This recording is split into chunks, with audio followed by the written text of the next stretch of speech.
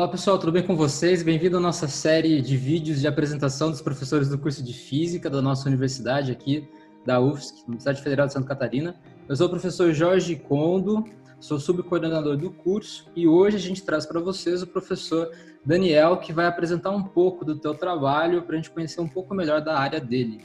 Professor Daniel, muito obrigado pela tua participação, né, aqui na nossa série de entrevistas dos professores.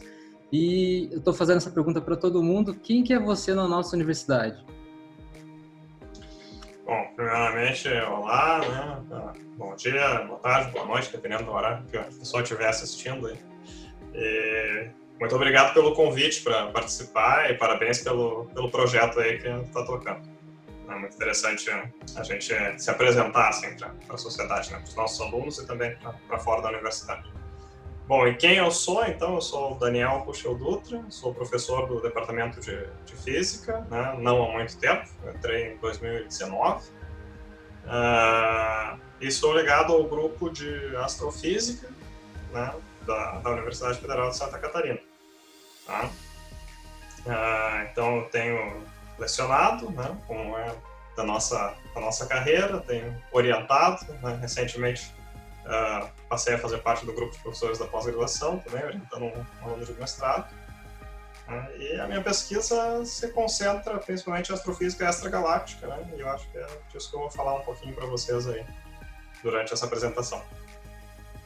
Legal, Daniel. Eu acho que esse assunto é um assunto bastante interessante, vai chamar bastante atenção da galera, né? Astrofísica extragaláctica. Putz, vamos ver, vamos fazer umas anotações aqui e ver se consigo depois conversar um pouco com você sobre isso, tá? Você fez uma apresentação para a gente? Vamos para ela? Vamos lá.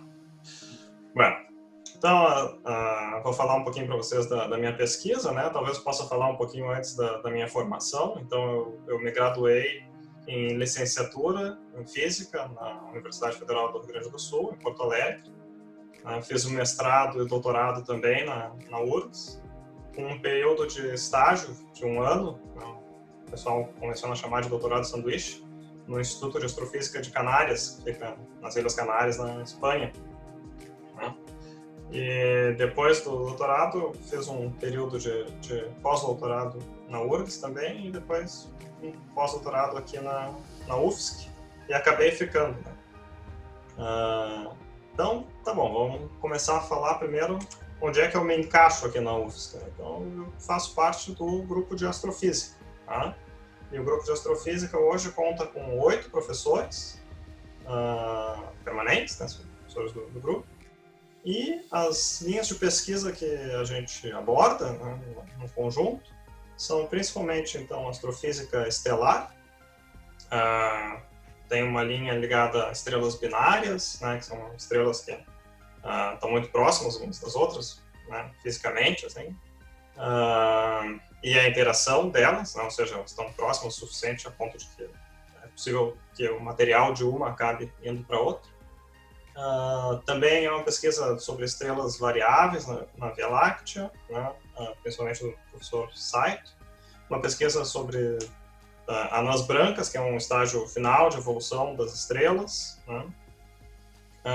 E tem o subgrupo no qual eu me encaixo mais, que é o de astrofísica extragaláctica, né, que estuda então galáxias para além da Via Láctea. Né? A Via Láctea, que é a nossa, é uma galáxia, mas existem outras tantas, né? E a gente então se ocupa de estudar essas galáxias, né, mais distantes, ou seja, que não são a nossa. Muito bem. E então os temas que esse grupo trabalha são principalmente populações estelares, né? Ou seja, estudar o conteúdo em estrelas das galáxias, como é que as estrelas dessas galáxias se formaram, como é que elas evoluíram. Né? Aí entra também a questão da evolução das galáxias, então como é que as galáxias partiram, né, do começo do universo até o que a gente vê elas hoje. E aí entra aquela barra AGN ali, que é a parte mais específica ainda. A AGN é a sigla para núcleos galácticos ativos, né, em inglês. E também a parte do meio interestelar, né? E então a emissão do meio interestelar a gente estuda através da espectroscopia. Também existe uma dedicação do grupo para a área de instrumentação, principalmente com o professor Canaã, e também é uma particularidade do grupo, como é que é, lidar com grandes levantamentos de dados, né? Isso é uma maneira que a astronomia tem de trabalhar. A gente tem mais ou menos dois tipos, né, de maneira de acessar dados. Então, tu tem os grandes levantamentos, que é quando se comissiona um instrumento ou um telescópio para fazer uma grande amostragem do céu com a mesma configuração instrumental. Ou tu tem aquele tipo de projeto que tu vai lá e decide, não, eu gostaria de observar esse objeto específico com essa configuração, porque é isso que atende os meus interesses científicos. Então, esses grandes levantamentos, o grupo de astrofísica está como parte integrante, né, das equipes de alguns desses grandes levantamentos, ou trabalhando com dados, né, depois desses grandes levantamentos. Então, muitos deles ficam públicos depois de um tempo, a gente também pode trabalhar com isso. Muito bem. Então, vou passar então um pouco mais para as minhas atividades aqui. Eu vou começar falando do ensino, né? Então, nesses semestres de 2019 para cá, eu tenho lecionado essas disciplinas, que são a Física 1 para Engenharia. A Física 1 é Cinemática e Mecânica Básica, né?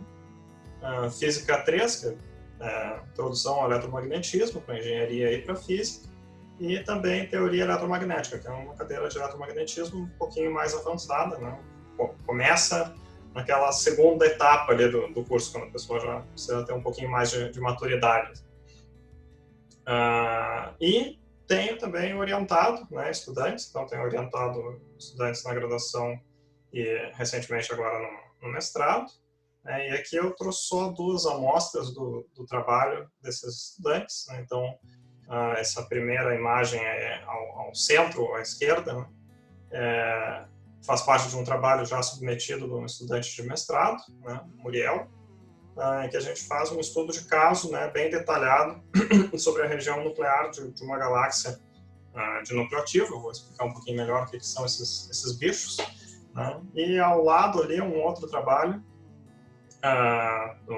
do Elismar, que é um estudante de graduação, né, que está se dedicando ao estudo de simulações numéricas de galáxias em interação. Então, simulações numéricas é quando a gente coloca a física no computador, né, conta para ele como é que as partículas interagem, cria um modelinho de como é que são as galáxias e pede para o computador nos calcular a evolução desse sistema, né? Então, ali tem o que a gente chama de um snapshot, né, ou seja, um instantâneo dessa simulação e desses pontinhos aí. Então, são partículas dessas galáxias, né? E o Elismar é o aluno de iniciação científica.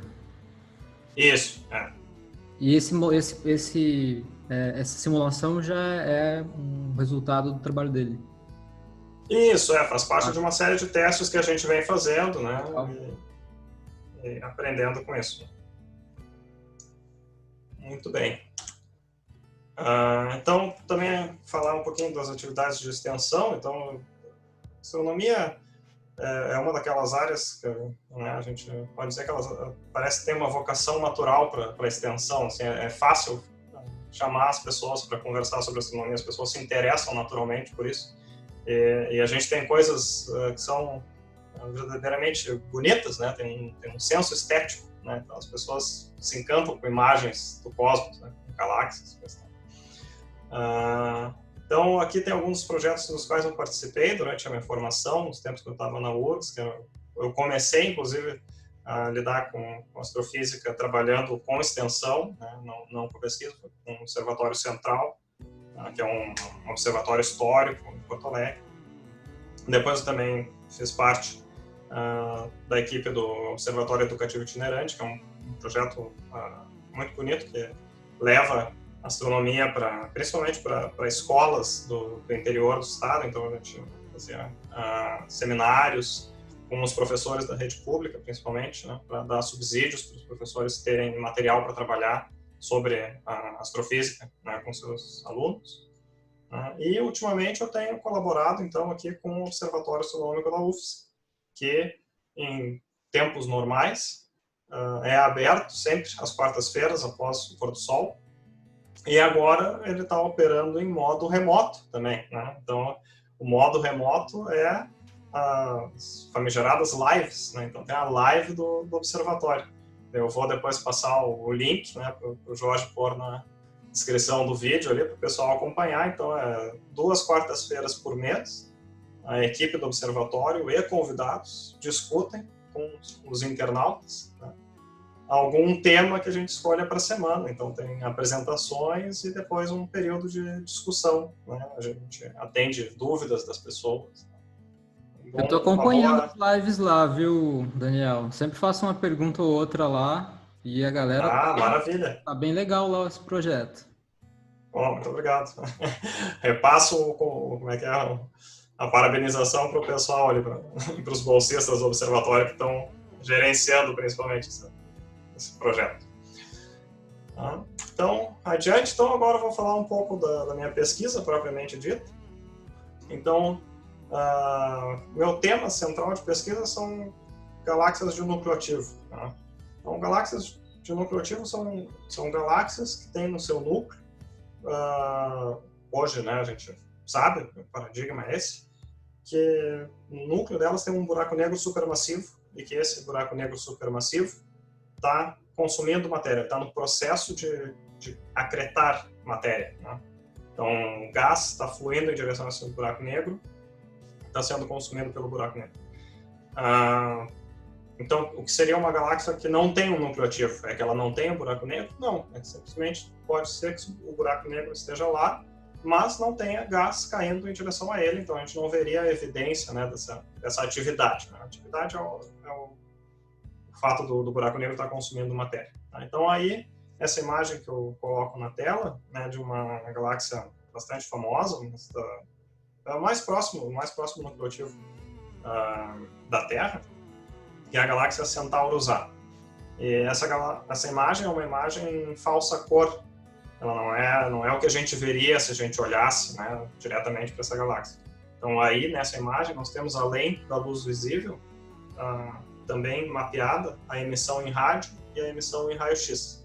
O rádio está representado por esses tons mais alaranjados e o raio-x está representado por esse tom azul, assim, que a gente vê, nessa emissão estendida, né, esses jatos, assim, da galáxia. E quem é que produz esses jatos? Né? Então, vocês veem que isso é uma estrutura, parece que se estende e que é de dimensão comparável, ou de repente maior do que a própria galáxia, né? Que essa coisa parece mais um disquinho assim no meio. Então, essa estrutura toda, ela é resultado de processos muito energéticos que acontecem no núcleo dessa galáxia. Então, muito próximo do buraco negro, enquanto esse gás está caindo, né, pelo poço de potencial gravitacional, ali está indo em direção ao buraco negro, ele libera energia, né, ele libera energia potencial gravitacional, e isso se transforma em outras formas de energia, se transforma em radiação, se transforma também em energia cinética. Então, o que acontece é que esses processos, né, uma série de fatores aí acabam resultando nesses jatos que aceleram partículas a velocidades relativísticas, né? E essas partículas, uma vez aceleradas, viajam por essas grandes distâncias. Né? E a gente vê o efeito disso depois, ou seja, nessas imagens, assim, a gente consegue ver o efeito do gás esse que foi acelerado no núcleo da galáxia. Muito bem.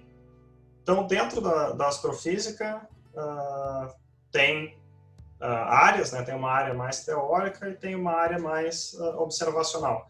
A área observacional, que é a área onde eu mais me encaixo, é o que seria a física experimental. Né? A gente não tem propriamente um laboratório onde a gente vai lá e faça uma experiência, mas a gente tem a observação do fenômeno que está dado. Né? Os fenômenos acontecem no cosmos e a gente observa esses fenômenos e tenta construir uma física que explique, né, essa diversidade de fenômenos. Então, a gente usa na astrofísica observacional dados coletados por observatórios. E aí, então, eu tenho duas imagens, né, representando telescópios que o Brasil tem participação. Então, na imagem da esquerda, nós vemos dois, o telescópio SOAR, que que o Brasil, se eu não me engano, tem cerca de 40% do tempo de telescópio dele, e o telescópio que está mais à frente, na imagem da esquerda, é o telescópio Gemini, que o Brasil tem agora, acho que em torno de 6 a 8%, se não me engano. E, na verdade, nós temos os telescópios Gemini são dois, né? Daí o nome Gemini. Né? Então, tem um no Chile, né? E tem outro que fica no Havaí. Tá? Então, dá para ver, o da direita ali é esse que fica no Havaí. A gente consegue ver, então, essa imagem que não é uma concepção artística, é uma foto, né? Mas é uma foto de longa exposição. A gente vê essas trilhas, né, que parecem as trilhas de um disco, assim, são, na verdade, as estrelas, né? Então, se tu deixar a câmera expondo o tempo suficiente, tu vai ver que o céu tá girando em relação ao solo, né? E a gente vê essa luz também saindo do telescópio, que é um instrumento que se usa para compensar a turbulência da atmosfera, né? Então, quando a gente faz observação baseada em terra, né, um telescópio que está em terra, a gente está, no fundo, olhando para fora da atmosfera, né? E isso tem um efeito semelhante a se tu estiver no fundo de uma piscina tentando olhar para fora da piscina, né? A gente está, na verdade, no fundo de um oceano de ar, né? E tal qual as ondas que teria numa piscina, na água da piscina, tu também tem um efeito de turbulência da atmosfera. Isso degrada a imagem, né, astronômica. E uma das técnicas que a gente tem para corrigir isso é jogar um laser na atmosfera. Sabe que o laser deveria ser um pontinho, né? Mas o laser não sai um pontinho na tua imagem. Tu usa essa informação para reconstruir, então, como deveria ser a imagem sem interferência da atmosfera. Muito bem. Então, um dos primeiros temas que eu me debrucei, ainda entre o mestrado e o comecinho do doutorado, foi a questão de poeira em AGNs, né? AGNs, então, repetindo, são núcleos ativos de galáxias. Núcleos galácticos ativos. Então, a gente sabe que bem nesse núcleo, essa imagem aqui é uma concepção artística, né? Só para dizer, não é uma foto. Então, isso aí representa o que seria o núcleo da galáxia. Então, deve ter um buraco negro supermassivo, que quer dizer que a massa é muito maior do que a massa dos buracos negros estelares, né? Os buracos negros estelares têm massa da ordem da unidade, ou dezenas de vezes a massa do nosso Sol. E um buraco negro supermassivo tem massa da ordem de milhões a bilhões de vezes a massa do nosso Sol. Então, ali, dentro dessa nuvenzinha de poeira, que parece meio achatada, assim, é para ter um buraco negro supermassivo, né? A gente vê na perpendicular dessa nuvenzinha esses jatos, que é aqueles jatos que eu comentei antes, e essa nuvem de poeira causa alguns efeitos na radiação que a gente recebe dos núcleos ativos, tá? Então, quando a gente tira um espectro no infravermelho, infravermelho médio, por exemplo, que a gente chama, que é o que eu represento aqui, de um trabalho aqui que foi do começo do meu doutorado. Então, isso aqui, o que é um espectro, né? A gente basicamente está decompondo a luz nas suas diversas energias, né? Então, aqui, a coordenada correspondente à energia da luz, essa é o comprimento de onda, né? E daí nós temos aqui o fluxo, né, para cada comprimento de onda. Então, daria para pensar, de uma maneira mais solta, assim, que a gente está separando em cores, né? Quando a gente pensa no espectro visível, é fácil imaginar que a gente está separando em cores, como passando num prisma a luz, né? Já quando a gente sai do espectro visível, fica mais engraçado a gente falar de cores, né? Porque parece perder um pouco de sentido, assim. Mas a ideia é a mesma, né? A gente está separando a luz nas diversos comprimentos de onda, diversos componentes dela. Tá? E essa depressão que a gente vê aqui, mais ou menos onde o eixo horizontal está marcando 10 ou 9 ali, isso é uma impressão provocada pela poeira. Então, pelo formato desse espectro, pela forma da luz, quando a gente separa ela nas suas diversas cores, a gente consegue detectar a presença, nesse caso aqui, de silicatos, né? São grãos de poeira, né, formado por silício, oxigênio. Tá? E a gente detecta isso no espectro do infravermelho médio. Então, o infravermelho médio bom, a gente separa isso, né? Tem o visível, o que tem comprimento de onda maior do que o visível é o infravermelho, né? Mas aí a gente separa um pouco entre o infravermelho que está engrudado no visível e que está um pouco mais adiante. Isso aqui é comprimento de onda 10 microns, é o que a gente chama de infravermelho médio. Ô, Daniel, e você obtém esse gráfico quando você aponta o telescópio para uma galáxia, que nesse caso é essa galáxia em especial que você está estudando, né? Essa que está o nome ali, inclusive, essa NGC 386, é uma galáxia bem famosinha. Que teoricamente tem um buraco negro supermassivo no seu centro. Isso. E daí esse gráfico é um gráfico de densidade de fluxo. O que é essa densidade de fluxo? É o que a gente chama de densidade de fluxo espectral, na verdade, né? Então, para cada intervalo de comprimento de onda, quanta energia eu estou recebendo por tempo, por área, né? Tá. Então, tipo, a grosso modo, eu estou contando fótons, né? Quantos fótons chegaram nessa faixa de comprimentos de onda, né? Então, isso aí, por exemplo, representa que ali mais ou menos em 10 microns, né, que é a unidade do eixo horizontal, eu recebi menos fótons do que em 13 microns, né? Então, mas isso aí eu deixo uma impressão que a gente consegue modelar, né? Ali que eu falo, esses modelos de Menkova, essa pesquisadora se dedicou a construir modelos de transferência radiativa. Então, tipo, ela modela como que essas nuvens de poeira afetam a luz que passa através delas, né?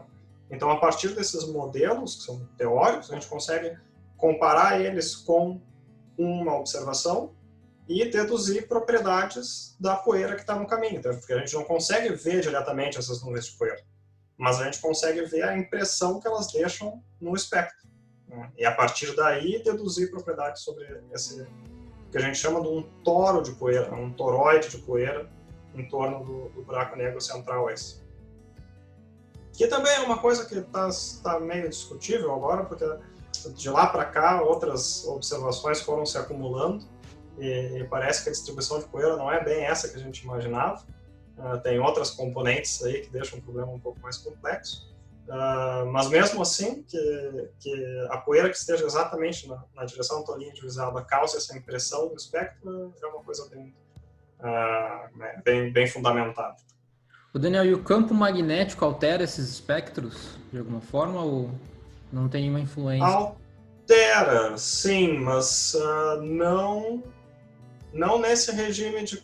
Quer dizer, não é que não nesse regime de comprimento de onda. O campo magnético tem efeitos sobre, por exemplo, as linhas de absorção de uma estrela, né? A gente sabe que tem um efeito Zeeman, por exemplo, né? Que causa um alargamento das linhas. Mas nesse caso específico aqui, como a gente está vendo só o efeito, o que significa essa depressão aí, especificamente, né? Que esses comprimentos de onda aí foram espalhados pela poeira, né? Ou seja, a luz estava vindo, deveria vir meio que sem esse calombo negativo aí no espectro, né? Mas não veio. Então isso aqui está faltando. Por que está faltando? Está faltando porque interagiu com a poeira, né? Então, mas nesse caso aí, especificamente, o campo magnético não teria muito um papel a desempenhar, né? Mas tu tem razão. No caso de linhas de absorção, por exemplo, no espectro das estrelas, a gente vê claramente o efeito dos campos magnéticos, né? Até porque a atmosfera das estrelas ali, onde se produzem essas linhas, pode ter casos que o campo magnético é bastante intenso. Ô Daniel, e uma curiosidade, esse modelo ele está relacionado com o tamanho dessas partículas, dessa poeira? Sim, o tamanho das nuvens, inclusive. Esse modelo tem uma particularidade com respeito aos seus predecessores, que normalmente se modelava essa coisa como sendo uma distribuição meio que suave de poeira, né? Fazendo uma rosquinha, assim, mas uma distribuição suave. A função densidade, né, por R, θ, enfim, uma coisa suave. Mas esse modelo especificamente aqui era um modelo baseado em nuvens, então teriam clumps, né, de poeira muito opacos, né, e essas nuvens sim que estariam distribuídas no formato de um toroide. Então é um pouco diferente, porque tu começa a ter coisas do tipo assim, pode ser que em um dado momento tu pega um buraco nas nuvens, assim, né? Porque essas nuvens estão em rotação em torno do buraco negro, então pode ter núcleos núcleos ativos que o espectro muda em questão de anos ou dezenas de anos, né? E porque, bom, agora parece que tu tem mais nuvens na tua frente do que tu tinha antes, né? Pode ter coisa do tipo, tu vê o efeito de reflexão da luz numa nuvem, porque a nuvem essa é opaca, né? Uma nuvem muito espessa, e absorção ao mesmo tempo. Mas se fosse uma coisa suave, seria mais difícil tu ver o efeito da reflexão também, né? São várias nuvenzinhas distribuídas, tu consegue ver que numa nuvem tu vai vendo a luz refletida nela, que vem para ti, e outra nuvem vai estar bem na tua frente e vai estar só te bloqueando, né? Se forem clumpzinhos assim. E tem outras considerações a respeito da espessura desse toroide e tal, que entram aí para justificar o uso de nuvens. Mas isso, bom, esses modelos faz parte de uma classe que começou a surgir ali pelos anos 2000, que era uma sofisticação em cima de modelos anteriores, que era da década de 80, assim, que era uma coisa mais suave, né? Não é que necessariamente o pessoal realmente acreditasse que tinha que ser uma distribuição suave e tal, mas era uma primeira aproximação, né? Esses modelos já fazem parte de uma segunda geração. Daniel, só mais o nosso trabalho não foi, no caso, fazer os modelos, mas foi a comparação e a interpretação, né, das observações com base nessas previsões teóricas. Agora eu fiquei bastante curioso. Eu prometo que é a última que eu faço, vou deixar você mais tranquilo. Não, é firme. Como tem comprimento de onda aí, essa galáxia ela tá se afastando da gente, né? Eu tenho que compensar esse afastamento, ou seja, eu tenho que compensar relativisticamente esses comprimentos de onda de alguma forma? Sim, sempre, né? Sempre. E uma coisa até que não se pensa tanto, eu acho, é que nessas contas, claro, o efeito maior para uma galáxia que esteja bastante distante de nós sempre vai ser a expansão do universo. Então, a velocidade que ela está se afastando de nós tem a ver justamente com essa taxa de expansão do universo. Mas para galáxias próximas, né, a gente tem outros efeitos, né? Por exemplo, a galáxia de Andrômeda não está se afastando de nós, ela está se aproximando de nós. Está se aproximando de nós a uma taxa de 150 km por segundo, mais ou menos, né? Então, esses efeitos todos cinemáticos, que a gente chama, o efeito ligado ao movimento das galáxias, a gente sempre tem que descontar. Inclusive o movimento da Terra, né?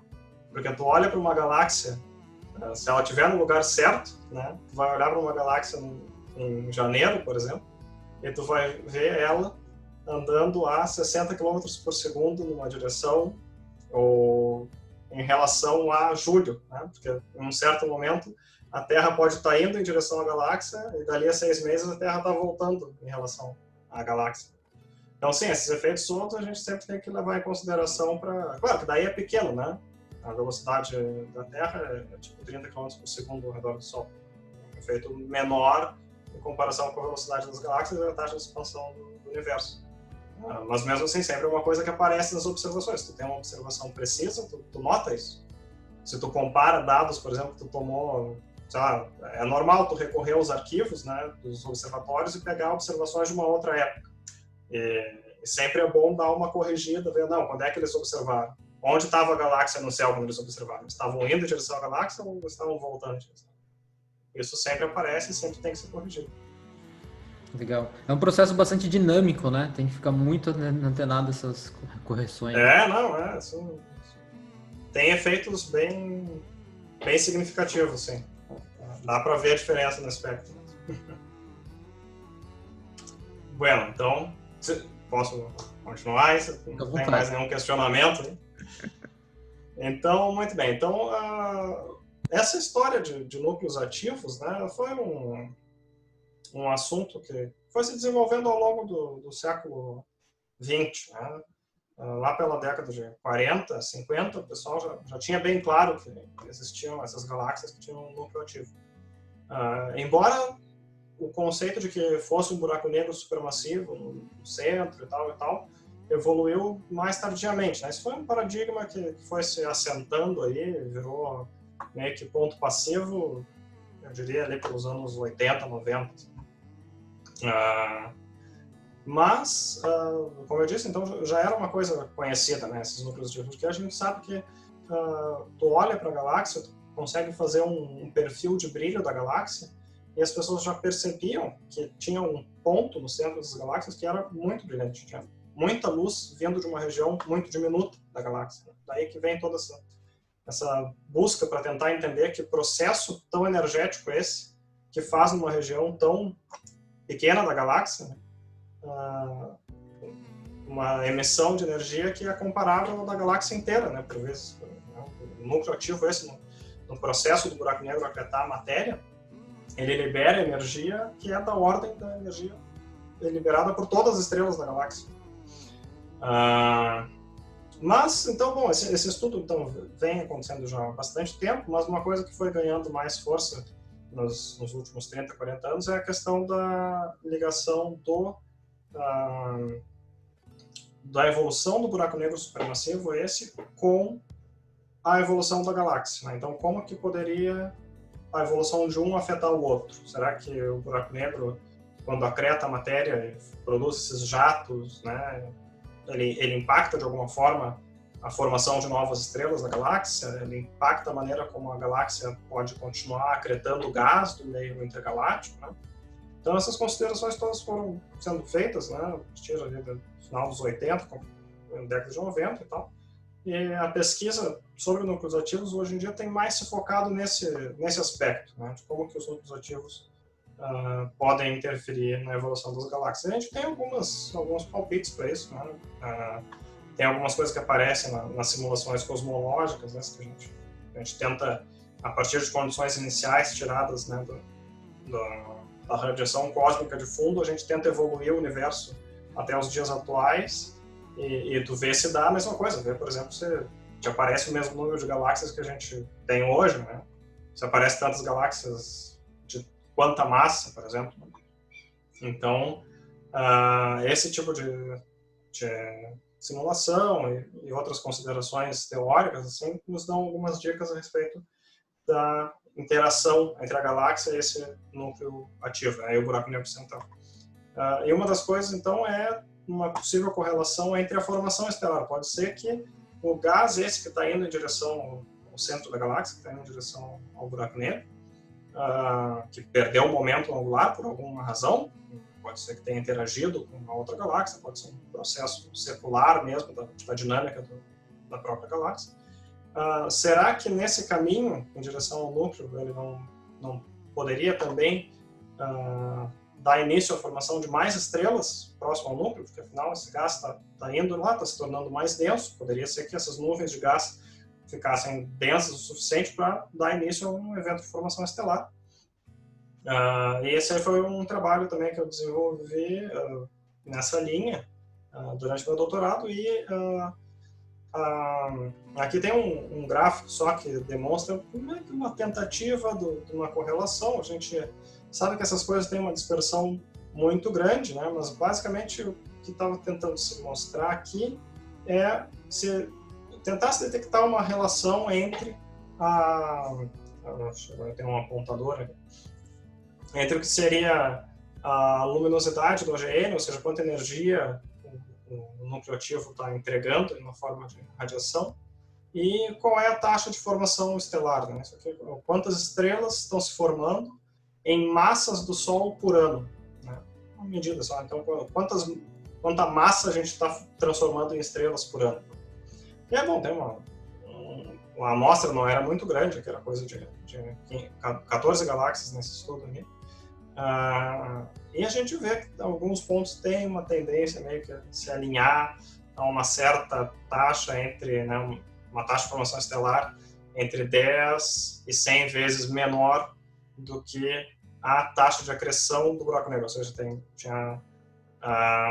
desculpa, que a taxa de acreção do buraco negro é entre 10 e 100 vezes menor do que a taxa de formação estelar. Quer dizer, esse gás estava indo para lá, as estrelas estão se formando em torno do buraco negro, e coisa de 10 ou 1% desse gás que está se transformando em estrelas acaba indo para o buraco negro, né? Pode ser que esse gás pertencesse ao mesmo movimento, pode ser que não. Isso é um estudo que foi feito tentando buscar essa relação. Essa aqui é uma galáxia bem bonitinha, por sinal, que faz parte desse estudo, né? Ela é o número 10 aqui. Então, né, a gente meio que faz uma armadilha para as pessoas, né? A gente quer chamar elas com essas fotos, né, bonitas de galáxias, assim, coisa e tal, e daí, bom, no estudo mesmo ela é esse número 10. Então, claro, né, que a ciência a gente faz de uma forma quantitativa, assim, então a beleza dessa coisa é que demora um pouquinho mais para a pessoa começar a adquirir o paladar, né, por entender isso aqui e achar uma coisa instigante. Mas então, esse aqui é só um exemplo, né, de um trabalho feito nesse sentido, de como a gente pode ligar a evolução do buraco negro central com a formação de estrelas na galáxia. Né? Adiante, então, uma técnica que tem sido muito usada ultimamente em astrofísica extragaláctica, sobre a qual eu tenho me dedicado bastante, é a espectroscopia de campo integral. A espectroscopia, eu devo ter mencionado já na minha fala aqui, que é, na verdade, tanto tentar separar a radiação, né, a luz que tu está vendo, pode não ser luz visível, mas a radiação eletromagnética, em diferentes faixas de energia, diferentes comprimentos de onda. Né? Quando a gente tira uma imagem, uma foto, por exemplo, a foto colorida, ela é o resultado da combinação de uma separação, normalmente em três bandas, né? Que, por exemplo, a câmera do celular vai lá e me separa a luz que está chegando, tipicamente o verde, o azul e o vermelho. Né? E ela combina isso para produzir uma imagem. Os nossos olhos fazem o mesmo processo. Né? Os cones são as células responsáveis por perceber a cor dos nossos olhos, e os cones são sensíveis a comprimentos de onda específicos. Né? Mas, na espectroscopia, a gente está fazendo mais do que separar em três bandas. A gente está construindo todo um leque muito fino de comprimentos de onda. Então, tipo, naquele gráfico que eu tinha mostrado antes, cada pontinho daqueles ali era uma medida num certo comprimento de onda. Como se, em vez da gente ter três cores RGB, a gente tivesse centenas, milhares.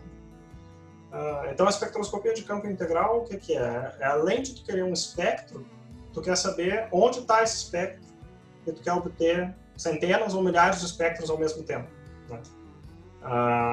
E cada um deles com uma certa posição no céu. Tá? Então, o que esse cartoon aqui ilustra é basicamente isso. Tu pega uma imagem de uma galáxia, está aqui em cima, digamos que tu separe ela aqui em faixas, espacialmente, né? Você separou os pedacinhos da galáxia aqui, e cada pedacinho desses, tu vai lá e separa em diversas cores.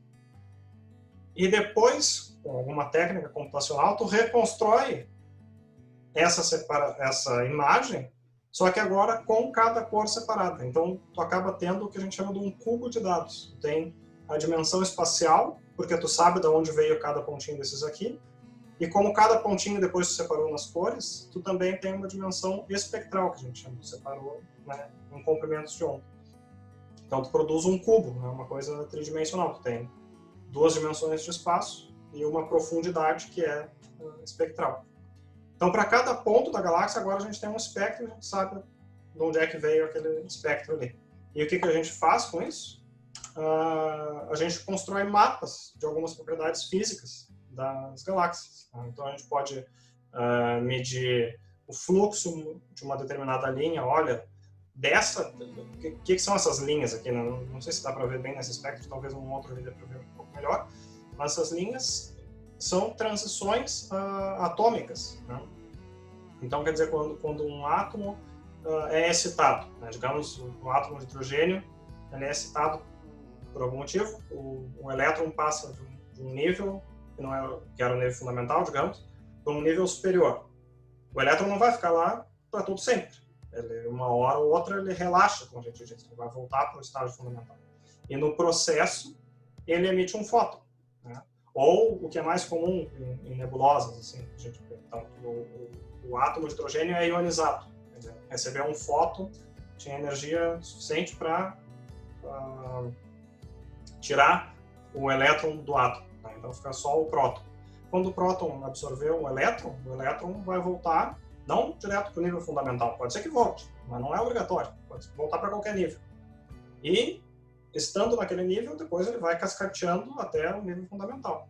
E isso produz essas linhas de emissão iônicas que a gente observa no espectro. E a gente pode, então, analisar... Bom, esse é um processo que eu citei, né? Existem outros, excitação colisional, etc. Só para dar um exemplo, assim, como que isso aí está relacionado com os átomos, né? Com a quântica, né? Essencialmente. Então, o que a gente consegue com os espectros, né? Além daquilo que eu mencionei primeiro, que era um espectro do infravermelho, que a gente estava vendo o efeito do poeira, é também aprender sobre a física do meio interestelar. Esse gás que está emitindo essas linhas de emissão é um gás muito rarefeito e que está no meio interestelar das galáxias, né? Então a gente consegue produzir mapas. A gente consegue, por exemplo, produzir um mapa de velocidades. Tu antes tinha me perguntado sobre a velocidade dos espectros, a gente precisa fazer uma compensação pela taxa de afastamento das galáxias. Não só isso. Quando a gente olha para a galáxia, a gente detecta a rotação da galáxia. Porque a gente sabe a que transição pertence cada linha. Essa transição tem um comprimento de onda muito bem determinado, né? E se tu olha a linha um pouquinho desviada em direção às mais altas comprimentos de onda ou mais baixos comprimentos de onda, ou seja, para o vermelho ou para o azul, tu pode tirar daí a cinemática da galáxia. Bom, a galáxia está girando, porque essa aqui está um pouquinho mais para o azul, significa que o gás estava vindo mais na minha direção do que aquele outro, que está um pouquinho mais vermelho, né?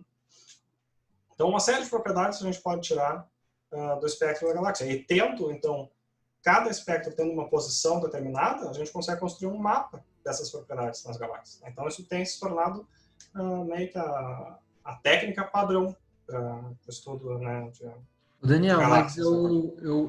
assim, não é algo muito trivial de se obter essas informações, né? Esse dado de espectro, essa tua reconstrução tridimensional, ela é feita na hora da observação. Eu digo assim, você vai tirar uma foto com um telescópio de uma certa galáxia, essa luz vai chegar no teu equipamento, daí você vai ter que ter uma maneira de separar todos os comprimentos de onda e gravar essa informação, ou você pode analisar isso depois? Como é que funciona esse processo? Normalmente o que tu faz é gravar os espectros e reconstruir eles computacionalmente depois, né? Então, tu só precisa ter um mapa de aonde no teu detector caiu cada espectro, né? Então, esse que eu mostrei aqui na esquerda é uma técnica para isso, tem várias técnicas para fazer essas unidades de campo integral que a gente chama. Talvez a mais fácil de entender seja a de tu ter uma matriz, né, com fibras óticas. Imagina que tu faz uma matriz e nessa matriz tu vai lá e coloca um monte de fibra ótica. E aí todas essas fibras óticas tu pega e passa por um espectrógrafo, né? Se tu souber aonde o sinal de cada fibra ótica está caindo em cima do espectrógrafo e depois aonde que o espectrógrafo está caindo, o sinal do espectrógrafo está caindo no detector, tu consegue fazer o caminho inverso, né? Aqui é uma coisa parecida, só que em vez de tu quebrar em fibras óticas, tu quebra em pequenos segmentos, né? Tu está tentando fazer a coisa ser quase unidimensional aqui, né? Tá tirando uma das dimensões ali. Isso aqui é óbvio que está exagerado ali, a fatia tá grossa, né? Mas a ideia é essa, está tentando meio que pegar uma dimensão só de espaço. Cada fatia daquelas ali, em vez de ser x, y, vai ser todos os x's para um determinado y, né? E aí depois tu joga isso no espectrógrafo. E aí cada imagem essa do espectrógrafo tu vai ter todos os espectros, né, separados por x's. E aquele espectro ali é de um determinado y. Tu faz isso várias vezes e tu reconstrói. Então o que tu grava sempre é a saída do espectrógrafo. E tu precisa saber como foi construído o equipamento para fazer a reconstrução posterior. É um processo que a gente chama, em geral, isso na astrofísica a gente chama de redução de dados. É tu pegar o dado cru do instrumento, que no nosso caso, via de regra, é uma imagem, né, obtida de um detector muito semelhante ao detector que tem em câmeras de celular ou em câmeras digitais, que é o CCD, né? Determinados comprimentos de onda pode trocar o detector, pode não ser um CCD, pode ser um quimósconas, né? Enfim, é um detector desse tipo, é uma matriz em que tu está contando elétrons, na verdade. Quantos elétrons foram excitados nesse determinado pixel, né? Essa é a imagem crua, né? E a partir dela, tu faz uma série de procedimentos para restabelecer o que era a imagem científica, né? Tu quer transformar elétrons que foram excitados por um fóton em fótons de novo, e depois em energia, né?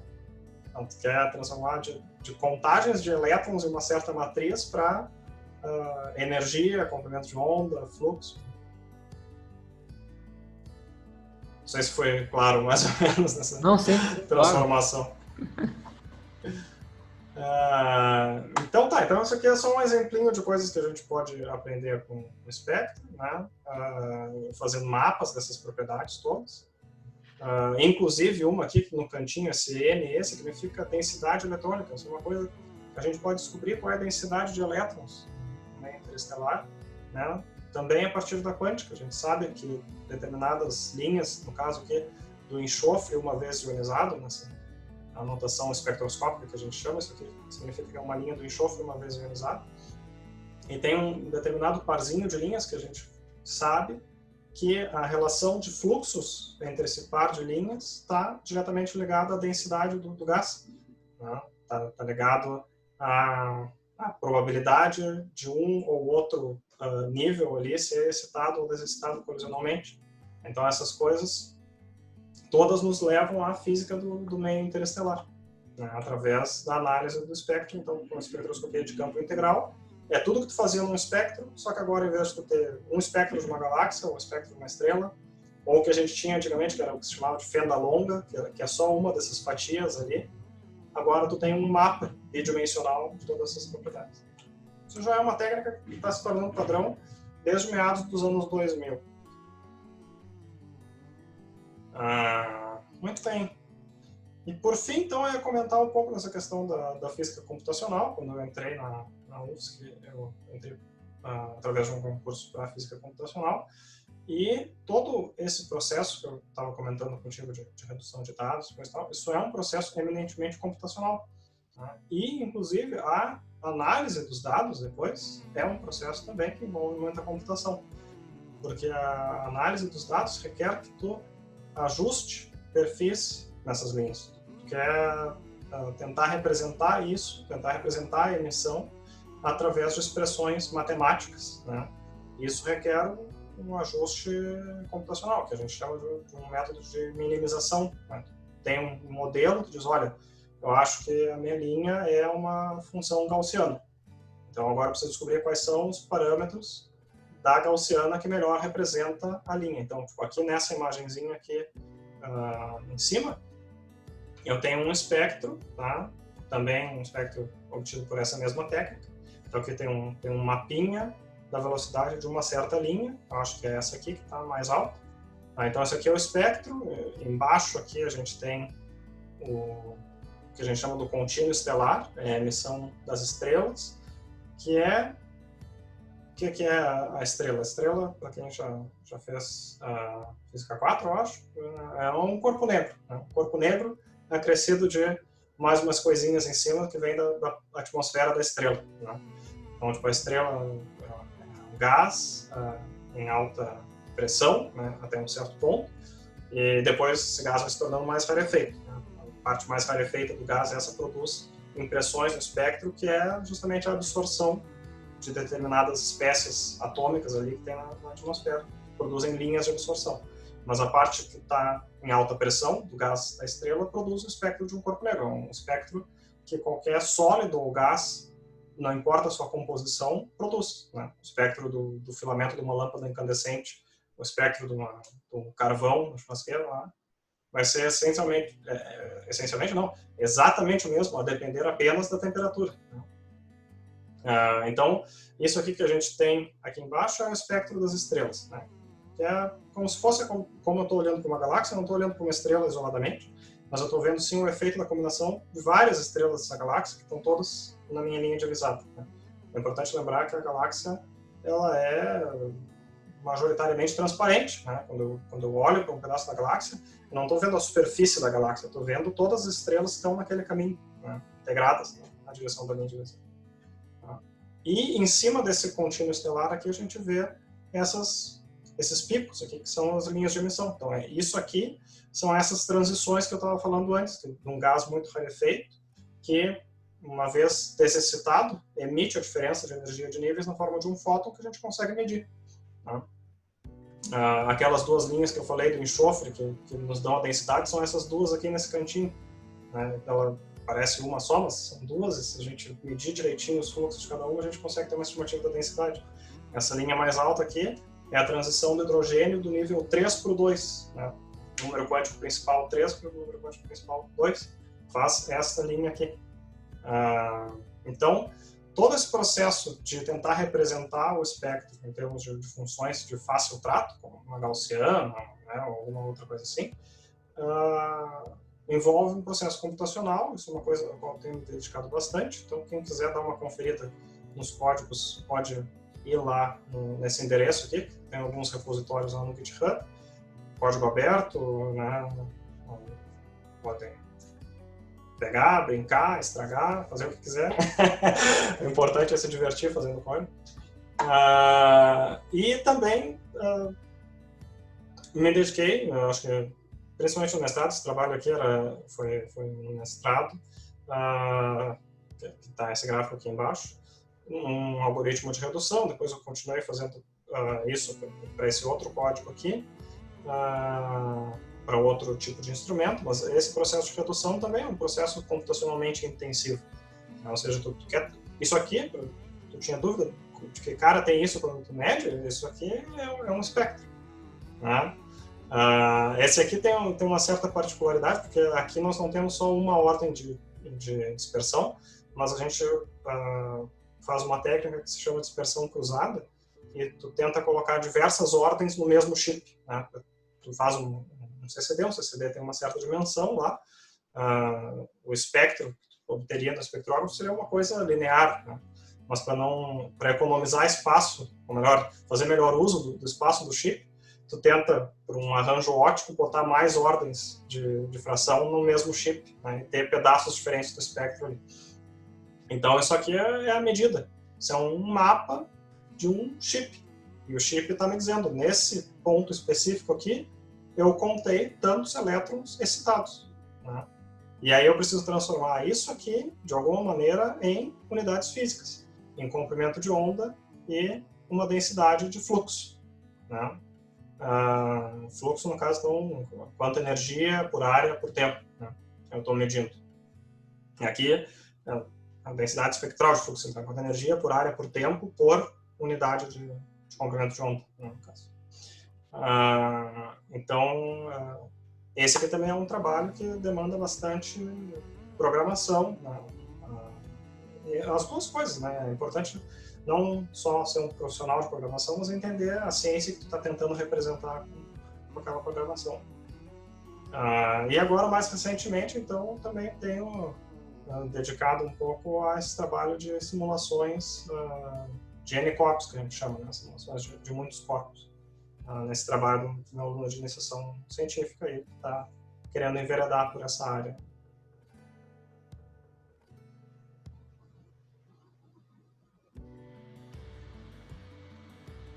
Então, bom, eu acho que basicamente esse foi um resumo do trabalho que eu tenho desenvolvido, né? Espero que tenha servido para explicar alguma coisa e confundir um pouco também, né? Porque se sanar todas as dúvidas, a gente perde o emprego.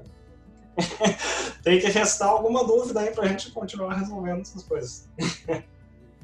Daniel, você, nessa parte de física computacional, onde você usa bastante programação para analisar esses dados, tem alguma linguagem específica que é mais utilizada nessa análise?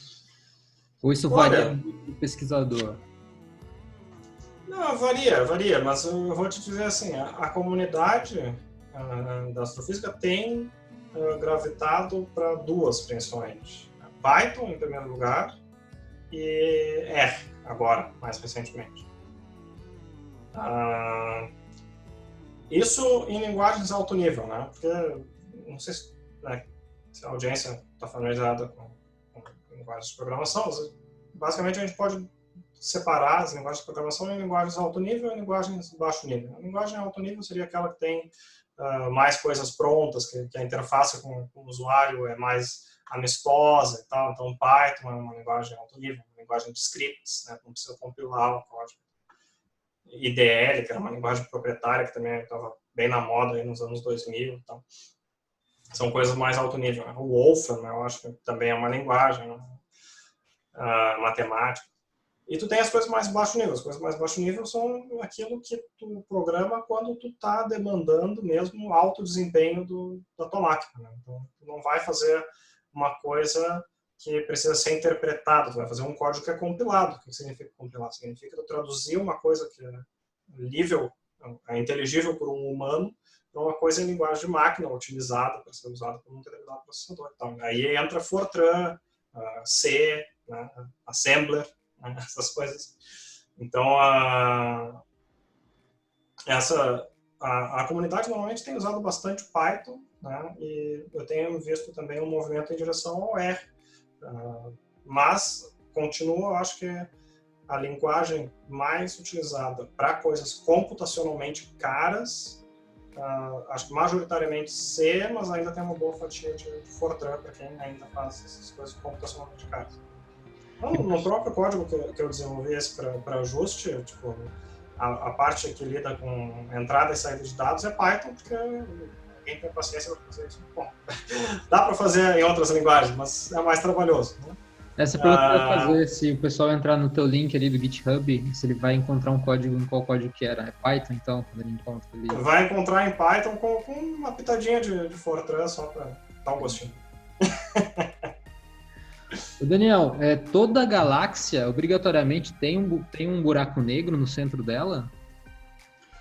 Toda galáxia massiva, né, tem. Então, galáxias tem aí da ordem de 10 na 10, né, ou seja, dezenas a partir de dezenas, centenas de bilhões de massas solares, assim, a galáxia vai ter um buraco negro no seu centro. Então, a nossa galáxia tem da ordem disso aí, 10 na 12 massas solares, ela tem um buraco negro supermassivo no seu centro. O nosso não está ativo. Né? A gente sabe que ele está lá, a gente consegue medir a massa dele com altíssima precisão pela rotação das estrelas que estão próximas ao buraco negro central. Né? A gente consegue deduzir qual é a massa que está ali. Até esse trabalho é relativamente recente. Os trabalhos definindo bem essa massa são dos anos 2010 para cá, que se conseguiu acompanhar por 2 décadas, mais ou menos, a órbita de um conjuntinho de estrelas que está bem próximo ao buraco negro central da Via Láctea. E com isso, bom, se tu consegue medir a órbita, tu sabe qual é a massa que está regendo aquela órbita. Mas sim, então toda galáxia massiva tem um buraco negro central assim, supermassivo. Todos eles estão ativos? Não, a maioria não está. Mas não quer dizer que ele não esteja lá, ele está lá, só não está consumindo matéria. Ou não está consumindo em quantidade suficiente para se fazer notar. Daniel, e quando essa galáxia ela é uma galáxia núcleo ativo, você falou que essa energia liberada, às vezes ela é muito maior do que a energia que a própria galáxia emite como energia normal de radiação. Sim. Por vezes Isso tem a ver com a eficiência do processo, entende? Porque vamos pegar o exemplo de uma estrela. Né? Da onde que a estrela tira sua energia? Tira sua energia no processo de fusão nuclear. Tá? Dependendo do estágio evolutivo da estrela, diferentes processos vão estar ocorrendo. Pode ser que ela esteja fazendo fusão de hélio para virar carbono, pode ser que ela esteja fazendo o famoso ciclo CNO, que é um processo um pouquinho mais complexo que envolve carbono, nitrogênio e oxigênio. E o mais normal, né, que é as estrelas de sequência principal, que a gente chama, ela está fazendo a fusão do hidrogênio e transformando em hélio. É o que o Sol está fazendo no momento.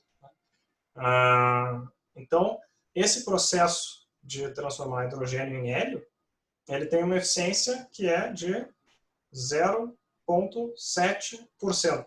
Ou seja, se tu for pegar lá a massa do núcleo de hélio e a massa dos 2 prótons e 2 nêutrons, né, tu vai ver que tem uma diferença, que é o que se chamava do defeito de massa. Então, 0,7% da massa desses 4 núcleons aí virou energia. E isso aí é a energia que a gente recebe do Sol. Agora, para o processo de acreção a um buraco negro, a taxa de eficiência pode chegar a 10%. Então é muito mais eficiente. Então precisa de muito menos massa para produzir uma energia, né? Ou seja, a mesma quantidade de energia. Mas que tipo de reação ocorre daí para liberar essa energia no processo de acreção? Como? Desculpa. Qual que é o tipo de reação que ocorre nesse processo de acreção para liberar essa quantidade? Não é fusão nuclear daí, né? Não é fusão nuclear. É simplesmente que o gás esse está caindo num poço de potencial tão grande, né? Ele tem tanta energia potencial gravitacional para ser liberada, que acaba sendo liberada na forma de energia cinética, né? A viscosidade do gás esse, quando está caindo em direção ao buraco negro, faz com que tu tenha um disco de acreção que é extremamente quente. Então, tipo, a energia que ele está ganhando ao se dirigir ao buraco negro vira radiação de um disco de acreção. Entendi. Caramba, hein, que coisa... Essa zoologia astronômica que a gente tem é muito interessante, né? O Daniel... Tem bastante coisa assim. Nossa, dava para ficar aqui o dia inteiro conversando sobre isso, né? Daniel, muito obrigado pela tua participação. Depois deixa o link para a gente do observatório, para a gente colocar aqui na descrição do vídeo. Com certeza. Gostaria de convidar os nossos alunos, quem não é nosso aluno ainda, a acessar as nossas mídias sociais, o Twitter, o YouTube, o Instagram. E se tiver alguma pergunta, pode mandar e-mail para a coordenação do curso, ou mandar um e-mail para o professor Daniel também, se estiver interessado em fazer uma iniciação, um mestrado, fazer uma pós-graduação, a gente está aí. Daniel, muito obrigado pela tua participação, espero que a gente possa fazer algum tipo de talk, algum seminário em algum desses, em alguma dessas suas áreas aqui mais no futuro, tá bom? Com certeza, estamos à disposição. Obrigado, até mais, tchau. Até mais.